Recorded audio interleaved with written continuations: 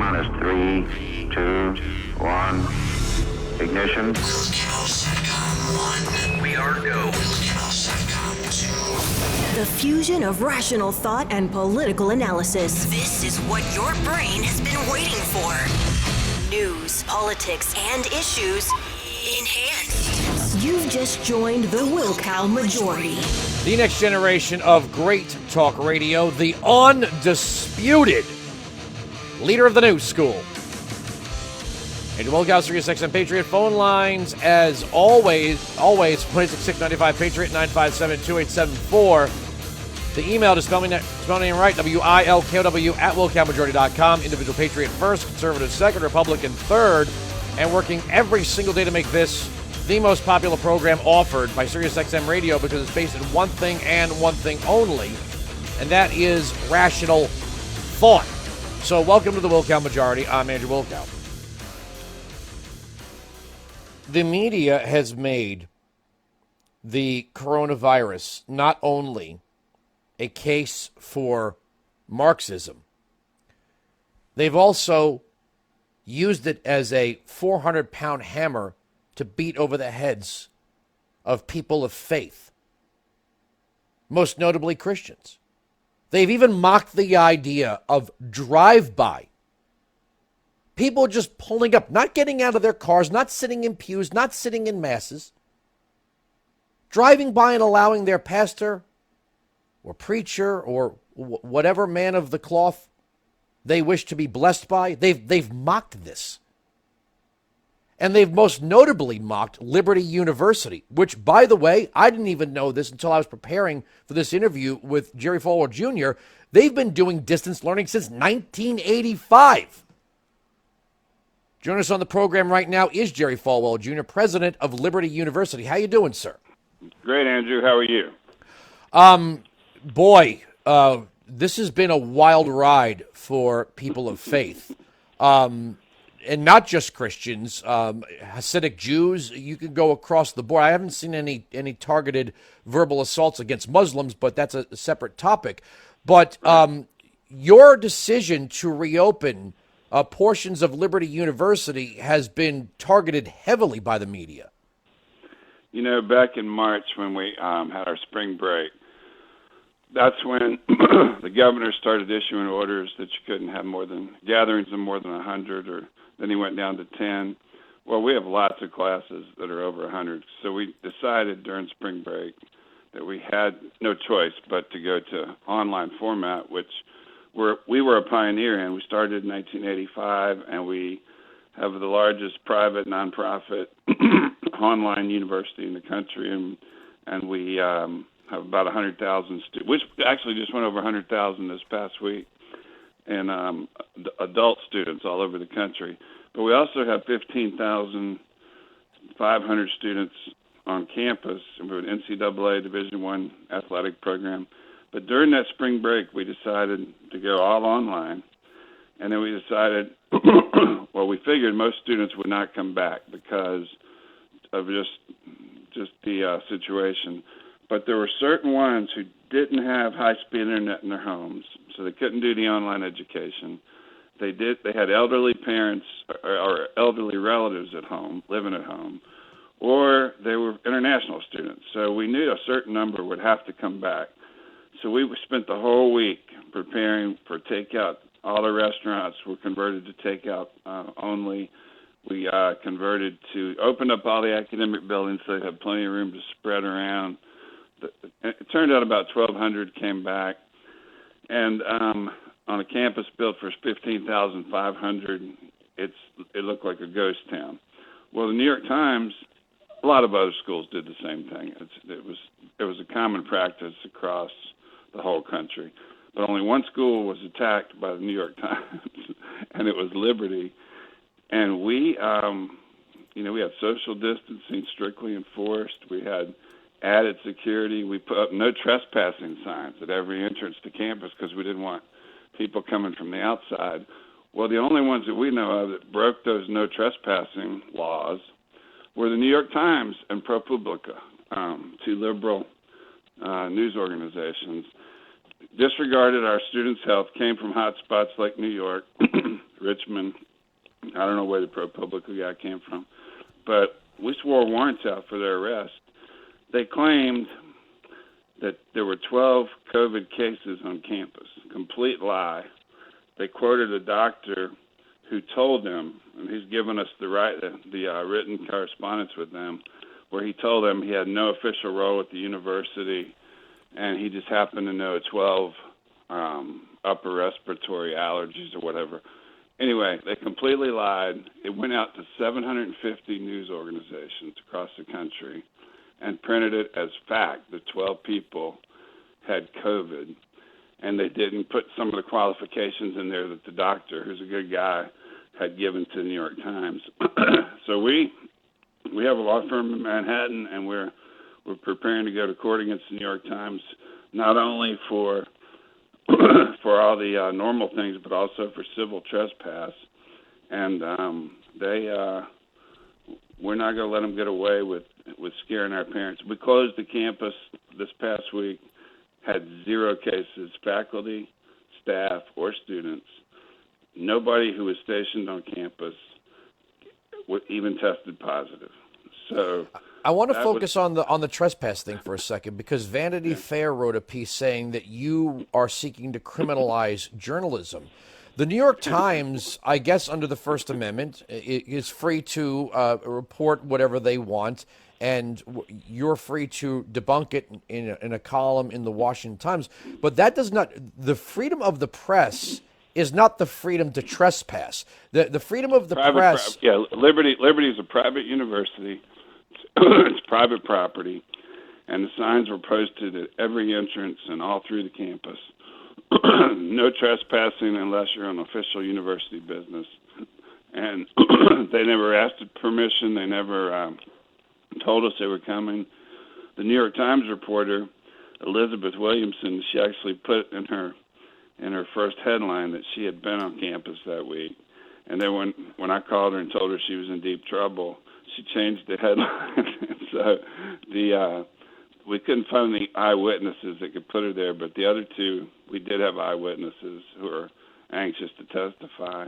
And private property rights are private property rights. And if it says no trespassing, you trespass, you can face a fine or up to a year in prison.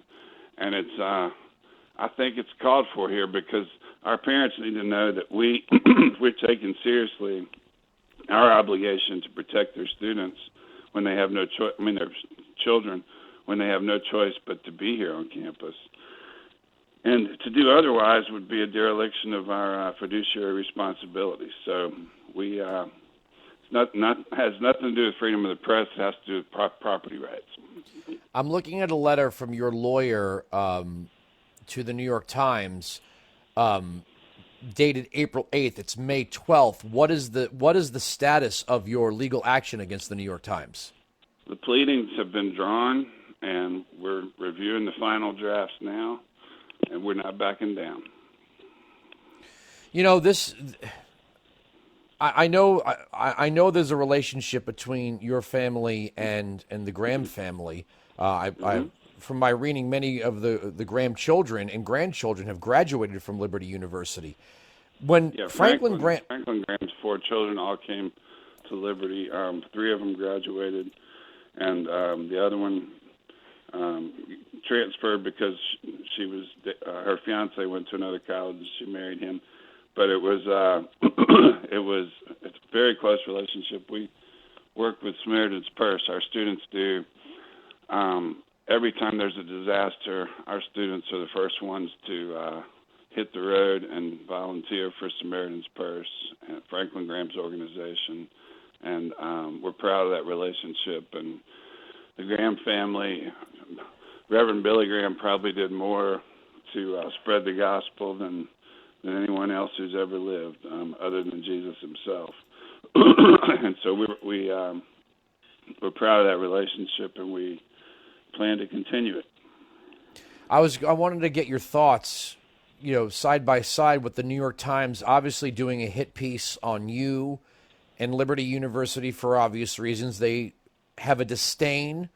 They have animosity towards Christians. They've mocked the people that have tried creatively, I might add, creatively to attend some form of church service.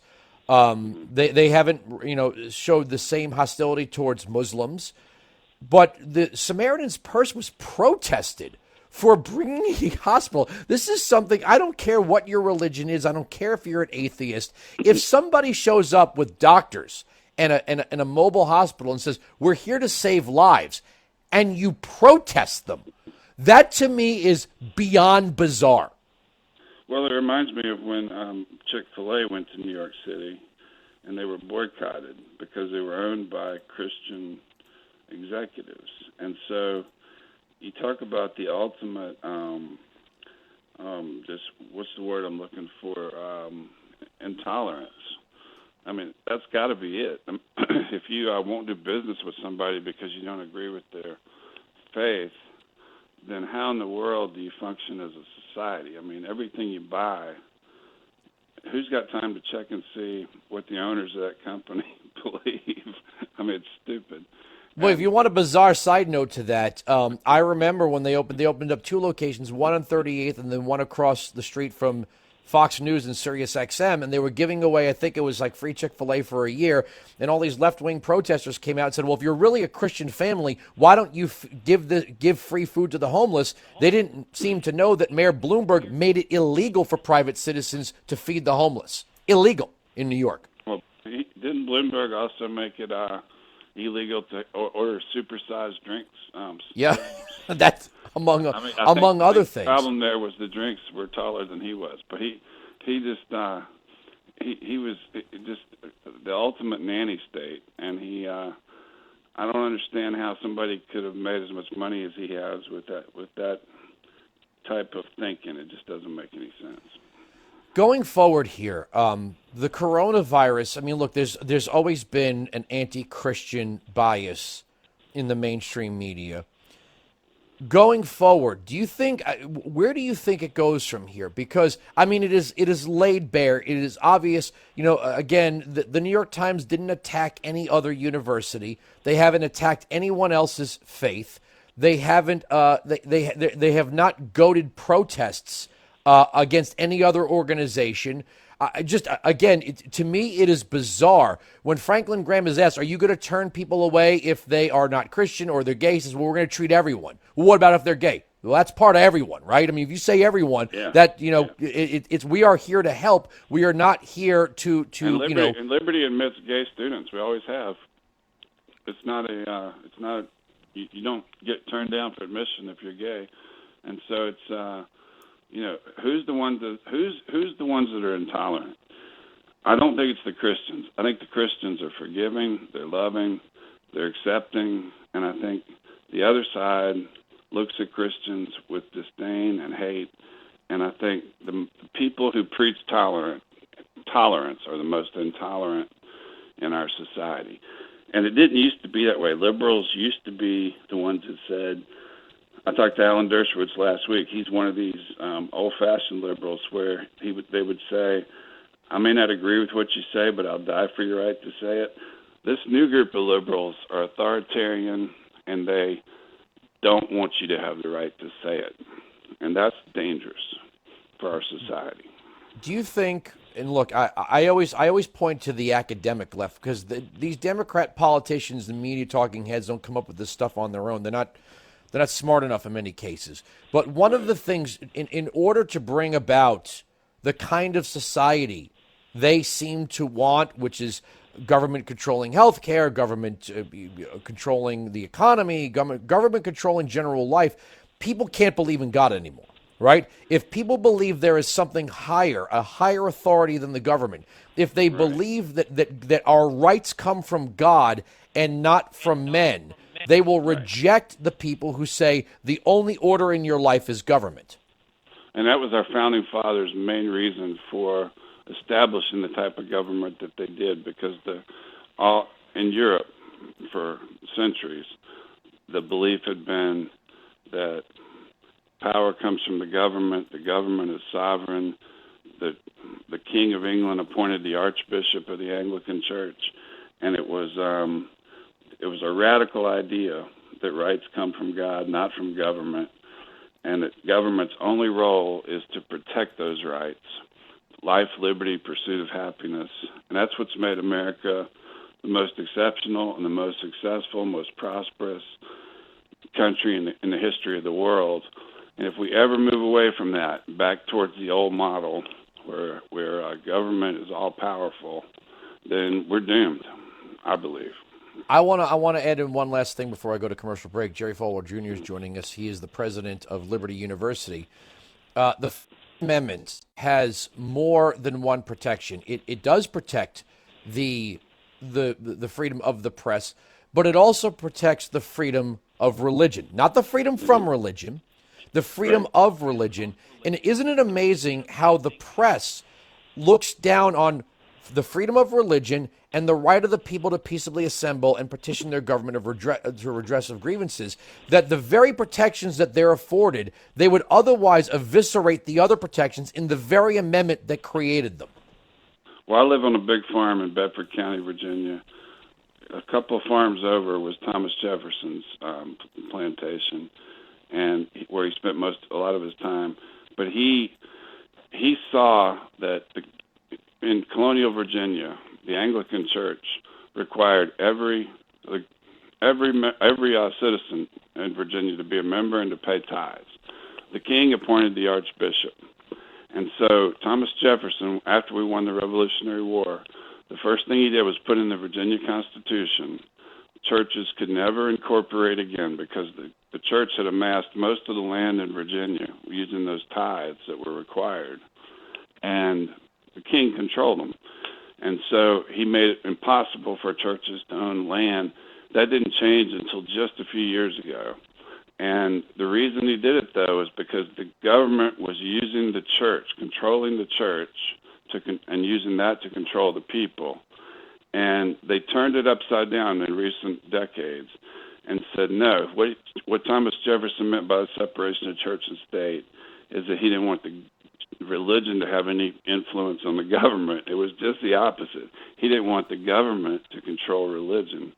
Religion is this free association of people, and that's what scares liberal authoritarians, is that people can independently meet and come up with their own ideas separate from the government. And that's how the Civil Rights Act got passed. If the black church hadn't had that freedom, there wouldn't have been a Civil Rights Act. And it's they've turned our whole philosophy of government of our founders on its head, and it's a crime, and it's got to be stopped. I got to leave it there and take my break. I will just say in closing that the media, led by the New York Times, has got you all wrong, Christianity all wrong, Liberty University all wrong, your protocols and protections all wrong, and maybe they should practice journalism, and maybe some of them should take a journalism course at Liberty University. I got to leave it there. Jerry Falwell, yes, sir. They're hurting financially, and so this lawsuit won't be a welcome thing to them. I can tell you that. Come back on when it advances even further. But I got to take my break. Jerry Falwell Jr., thanks so much for joining us. Thank you, Andrew. I appreciate it. All right, 1-866-95-PATRIOT, 957-2874. We are right, they are wrong. That's the end of the story. The arguments on this radio program cannot be broken. Sirius XM Patriot.